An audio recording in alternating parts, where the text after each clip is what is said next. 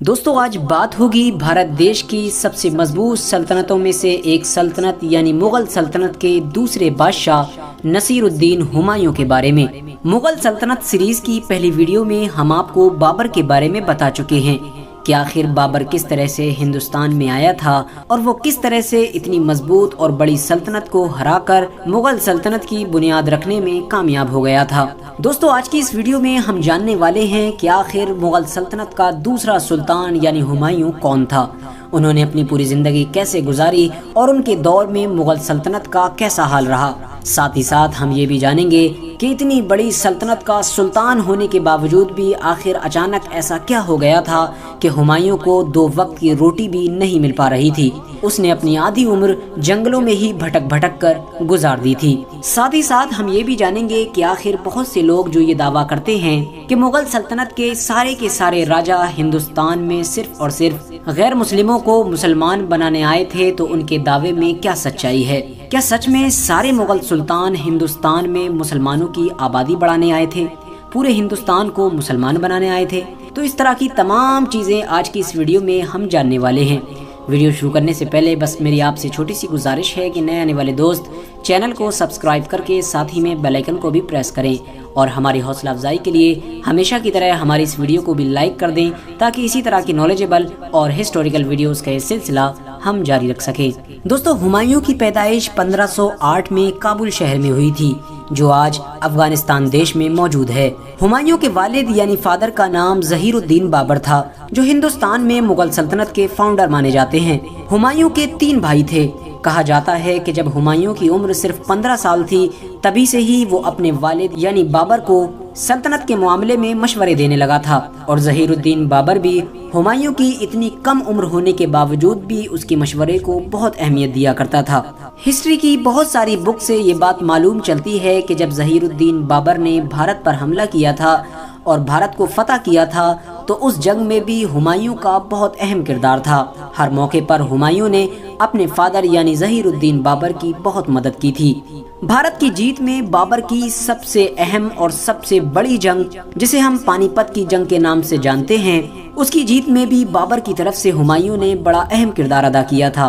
कहा जाता है कि जब बाबर ने 1526 की लड़ाई में इब्राहिम लोदी को हरा दिया था और उसके बाद वो दिल्ली की सल्तनत पर कब्जा करने के लिए दिल्ली की तरफ रवाना हुआ, तो आगरा में उसकी मुलाकात उसके बेटे हुमायूं से हुई। हुमायूं ने अपने वालिद बाबर को कीमती खजानों के साथ साथ कोहिनूर हीरा भी पेश किया, लेकिन बाबर ने हुमायूं की बहादुरी और होशियारी से खुश होकर कोहिनूर हीरे के साथ साथ वो सारा माल तोहफे के तौर पर हुमायूं को ही वापस कर दिया था।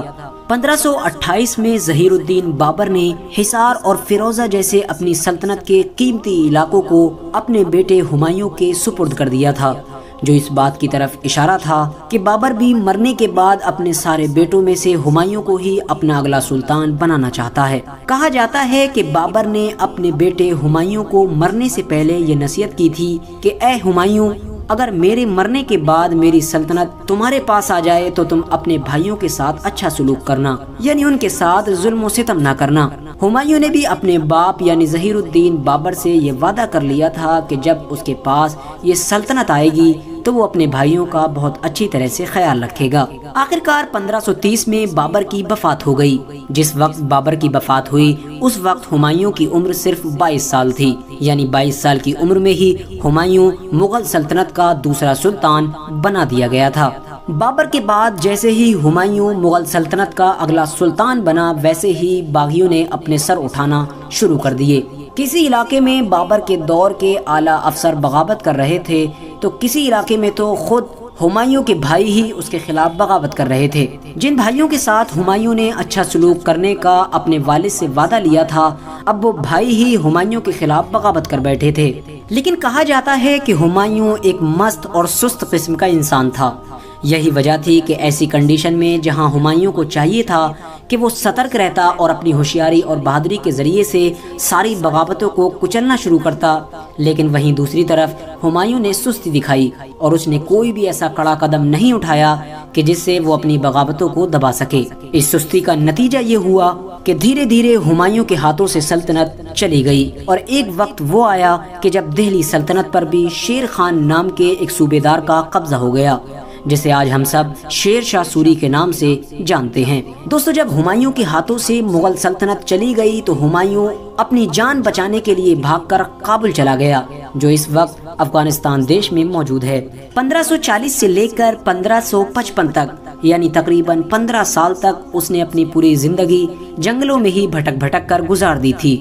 یہ ہمایوں کے لیے بڑا ہی مشکل دور تھا، اور اسی مشکل وقت میں ہی ہمایوں کے سب سے طاقتور اور ہوشیار بیٹے یعنی اکبر کی بھی پیدائش ہوئی تھی۔ لیکن ایسے سنجیدہ حالات میں بھی ہمایوں نے کبھی ہار نہیں مانی۔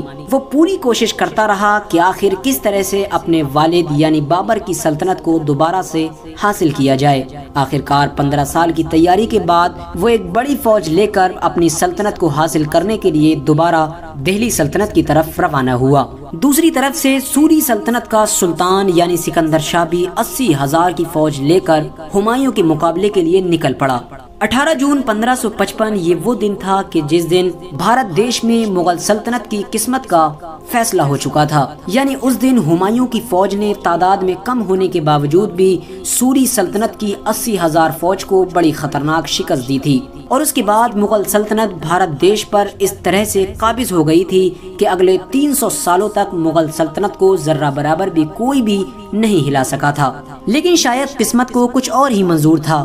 جس سلطنت کو دوبارہ حاصل کرنے کے لیے ہمایوں نے اپنی 15 سال کی زندگی جنگلوں میں بھٹک بھٹک کر گزار دی تھی، جب وہ سلطنت 1555 میں ہمایوں کو واپس ملی تو ٹھیک اس کے ایک سال بعد یعنی 1556 میں ہی ہمایوں کا انتقال ہو گیا تھا۔ لیکن ہاں، ہمایوں نے اپنی آنے والی نسلوں کے لیے اس سلطنت کو پھر سے ہرا بھرا کر دیا تھا۔